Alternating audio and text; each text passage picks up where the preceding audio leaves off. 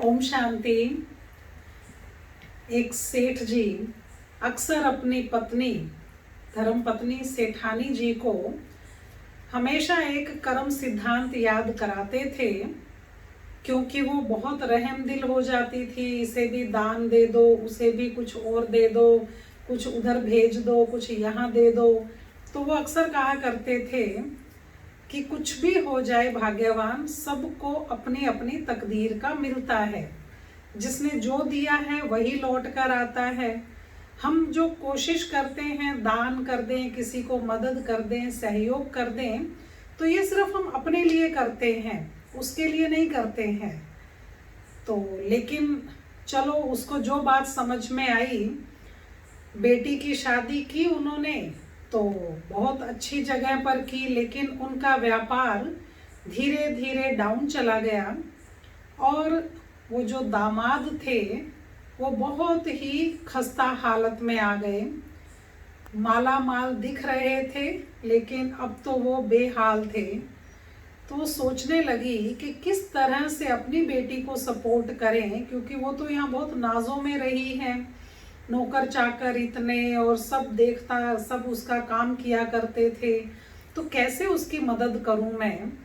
तो एक बार सेठानी जी ने बहुत अच्छे बढ़िया लड्डू बनाए बेसन के, और बहुत खुशबूदार अच्छे लड्डू बनाकर उन सभी में लगभग 100-150 लड्डू बनाए और उनमें सोने की गिन्नियाँ डाल दी ताकि उनको पहुंच जाए। अपनी तिजोरी खोली, गिन्नी, अशरफी या मोटे सिक्के, तो वो उस हर एक लड्डू में एक एक सोने की गिन्नी डाली।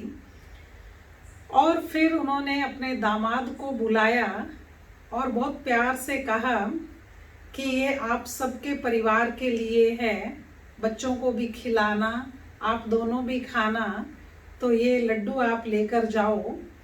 तो उसने कहा ठीक है माता जी। अब वो लेके चल तो दिया, तो कभी वो घोड़े पर संभाल के चला रहा था और इस तरह से वो ले जा रहा था। तो फिर रास्ते में सोचने लगा कि ज़रूरत तो धन की है, ये लड्डुओं का ले जाके क्या करूँगा मैं। थोड़े बहुत लड्डू वैसे ही खरीद के दे दूँगा उसे। अब इतना ज़्यादा लड्डू, इतना भारी है, इतना बड़ा पीपा, तो क्यों ना इसको बेचकर मैं धन ले लेता हूँ, तो धन थोड़ा सा काम आ जाएगा। और वैसे वो आलस के कारण सब व्यापार खराब कर ही रहा था। तो उसने सोचा और हलवाई के पास गया और उसे कहता है कि ये 4-5 किलो होंगे, शायद उससे ज़्यादा होंगे, तो ये लड्डू आप ले लो, जितने के हो सकते, मुझे उसके बदले में आप कैश दे दो, धन दे दो। तो हलवाई ने सोचा ठीक है, बने बनाए इतने बढ़िया देसी घी के लड्डू मिल गए, तो उन्होंने हिसाब से उसको रुपए दे दिए। तो कुछ वो 400-500 रुपए लेके बहुत खुशी से वहाँ से चला गया। अब जब वो वहाँ से चला गया, उधर सेठ जी की दुकान पर फ़ोन आया उनके रिश्तेदारों का कि हम सभी परिवार सहित 5-6 लोग आ रहे हैं, तो रात का भोजन वहीं करेंगे, आपके घर पर ही ठहरेंगे। सेठ जी बहुत खुश हुए, ये सूचना देने के लिए घर की तरफ चल पड़े। रास्ते में सोचने लगे कि चलो, भोजन तो सेठानी बहुत अच्छा बनाएगी और बनवा लेगी, क्यों ना थोड़े लड्डू लेता चलूं।